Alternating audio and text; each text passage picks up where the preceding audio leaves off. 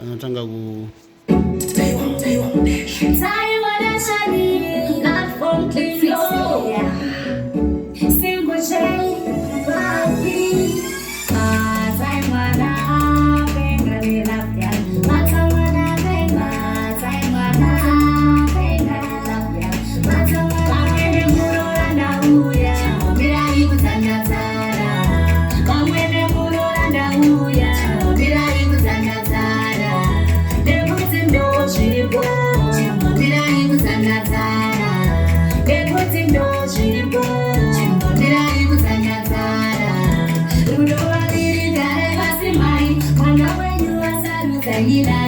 akandiona ndichitamba pasteji kuwira silonji ndakapfeka katiresi akatandikusiya fifi watapoti yakwiziya